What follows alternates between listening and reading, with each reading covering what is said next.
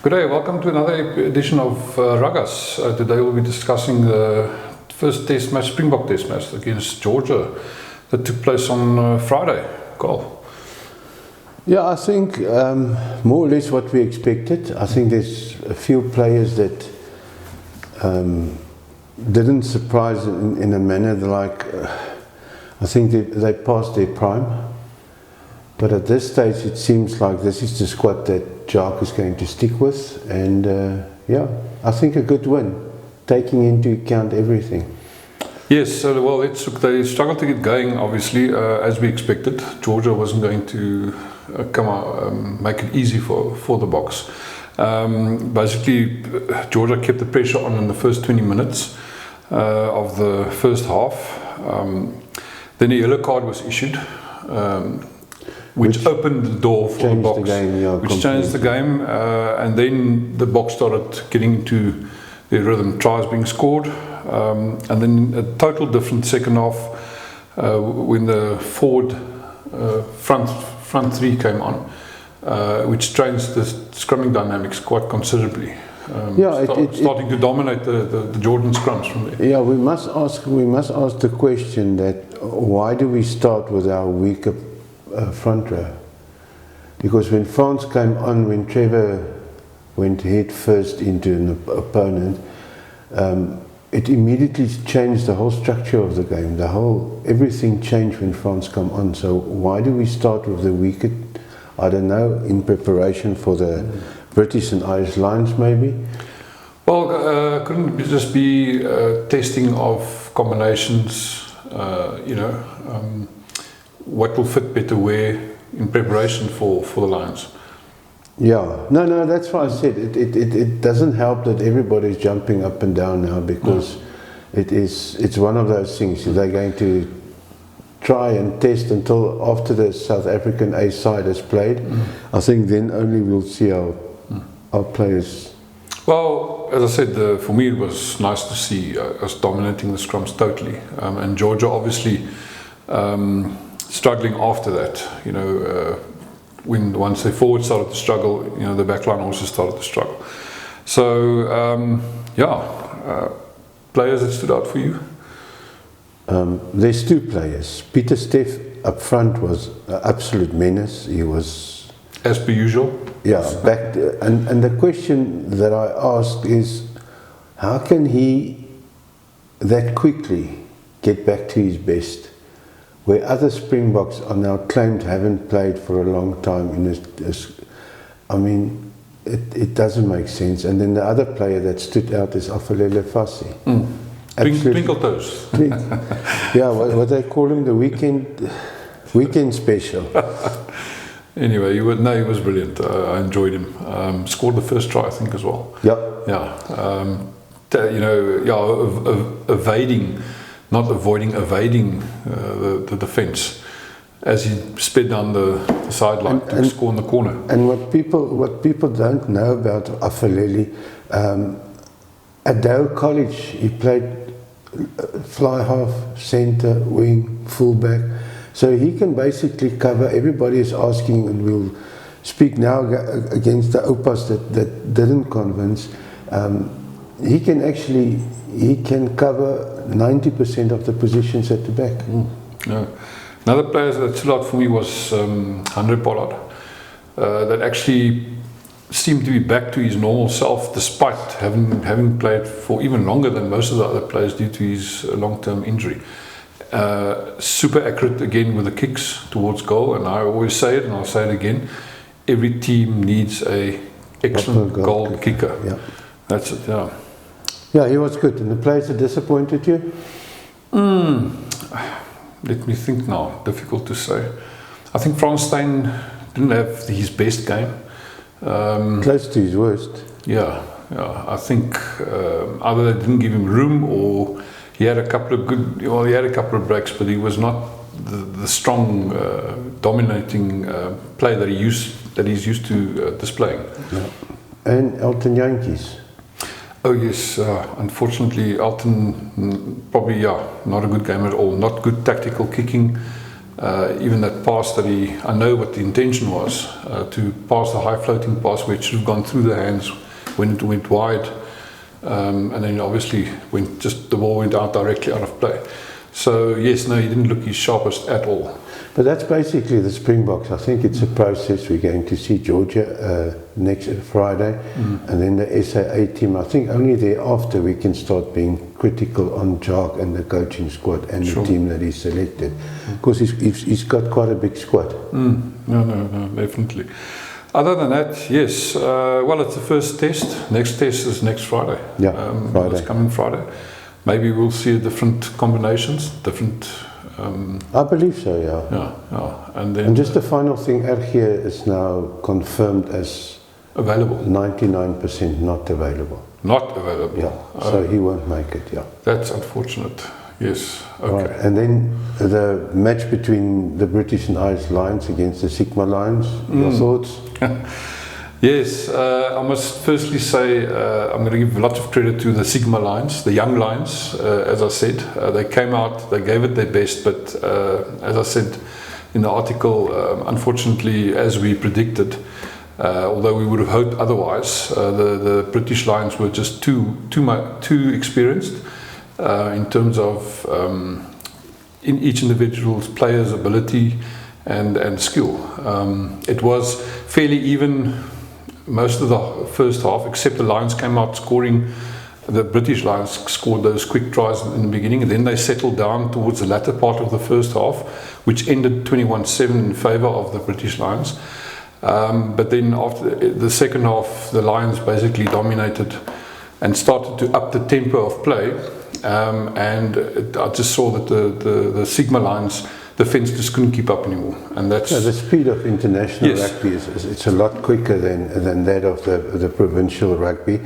And what clearly showed is what were the Bulls' problem against Benetton is just the amount of international players available to them, to being able to absorb the pressure on them and to play with that also. I mean, that completely lacked at the Sigma Lions. What was nice to see was that the Sigma Lions stood their ground in terms of the forwards compared to the British Irish Lions. It's certainly in the scrum. But in terms of when in the second half they both came out, scored 2 successive tries, 1 each, then they started to throw the ball around, and the game became very loose, and then that's where the Lions started to. And it's strange, I mean, that's where the Sigma Lions, that's their strong point. And would have expected their fitness to be a lot superior to that of the British and Irish Lions.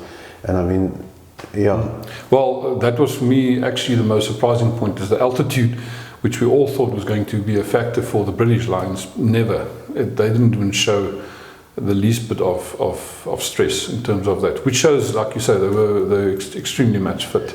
The question was asked at the post-match interviews is, do Cash think that the other 3 franchises that's going to play against the British and Irish Lions, will they be able to close the gap? Personally, I don't think so. Cash feel the later you play, the better, because you will have time to analyse the British and Irish Lions. And I personally don't think, apart from the 40-odd Springboks that's with Jacques and those guys, I don't think we have people to stop these guys. No, I was actually thinking of the upcoming, remember the next test, or the next game is against the Sharks. Sharks on Wednesday. On Wednesday. And I was thinking exactly the same. But I will say, which he also said, is we always back our local teams, despite what. But let's see, maybe the Sharks come with a different plan. Maybe I'm sure they'll come with a different combination of team, because that's what they do. And rugby is a funny game. You never know on the day. So. Yeah, it was not funny at Ellis Park. But yeah, that's unfortunately, we must accept they came with a squad of, 42 international players. It's not provincial players, no. It's not a national team. It's the best of Ireland, Scotland, England and Wales that's here. So yeah, How the old timers did it, I wouldn't know, but I don't think. But that's it. And then the other Currie Cup the past week was a bit distorted. The Bulls versus Cheetahs was cancelled due to COVID. Yes. Then we had the Province against Sharks, which was a score of 32-31 in favour of Province. Province giving away a lot of penalties, keeping the Sharks pretty much in the game. But then, yes, it was a nice close game in that regard, in terms of what we saw. Players that stood out for me in Province side was Jordan Hendrickse, and then Jan de Tooy, Peter Steph's younger brother, Yeah, he was also good. Yeah, so I don't know, anything else on the Province Sharks game from you? Well, yeah, 63 points is obviously, according to me, popcorn rugby. But we must. The Sharks has got 9-10 of their best players out. So does the Province. There is injuries and everything also. So yeah, great game. Yes, I think pretty much this is going to be the way forward. Let's call it the weakened local teams playing one another in the local competitions, because when we're done with the tours now, then the next United Rugby Championship starts in September. So, okay, Pumas and Griquas, 26-22 in favour of the Pumas. Brilliant game. I think if the Pumas can stop conceding that many penalties, because the penalties keep Griquas into the game. Jimmy again showed he's a old hand. The game plan he played took Edjon Keita and the other back three completely out of the game, neutralising Griquas' brilliant backline. And I think the Pumas were supposed to win with a bigger margin. Yes, but credit to Griquas for not giving up and actually staying in the game. It's a 26-22. It's a close margin. But it was for 3 tries to 1, eh? Yes, yeah. So it shows the lack of discipline by the Pumas, but it's to be expected. I mean, it's always a close game. I think the last game they played, Griquas won with 1 point. If I'm not keeps it interesting. Yeah, but yeah, 2 great squads. Nice to see is we've had JC Nell there. We've had Janko Ace at the Griquas side. Yes, I know a little beside note of Centurion. He's also now gone to the Pumas on trial and everything. So what is nice that all these extra players of the Bulls that they can't keep anymore in their squad of 45 is slowly but surely filtering out to these feeder unions, if we may call them that.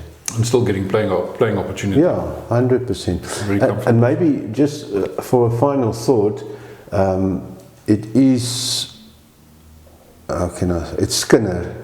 But apparently the Free State is going to become part of the top 4 in a championship that they're going to play in South Africa. So it's going to be a top 5, not a top 4. It seems like they're going to try to include the Cheetahs in one or other way in the Pro 16 or another tournament there. I say too little too late.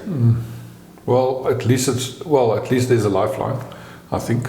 It's a lifeline, but I can't understand why all of these avenues wasn't explored first from the beginning. So now what we've done, we made Griquas a feeder union for the top 4, and now suddenly we want to give them an opportunity, and then we're going to say hi Sistoch.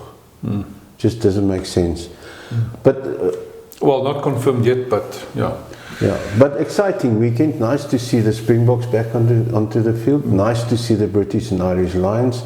It will be interesting to see how they adapt their play. According to one of their coaches in the post-match interview, they struggled because the Lions' speed of defence became very slow. Okay. So then they had to adapt their attack according to that also. So yeah, it's going to be interesting. I don't think we've seen the best of the British and Irish Lions. No. But what I do think is it's going to be a massive test series. Yeah, no, I get the feeling that this is a very, very good touring side. compared to even the last one. Although this is 12 years ago, but still. But that's it. Lekker weekend of grown-up rugby. Lying ahead, yes. And lying ahead, yeah. So Wednesday it's again Excuse the pun. Western Province against Griquas, ne? Yes. Yeah, Wednesday Griquas and Western Province. So brilliant stuff. We can't wait. Thank you.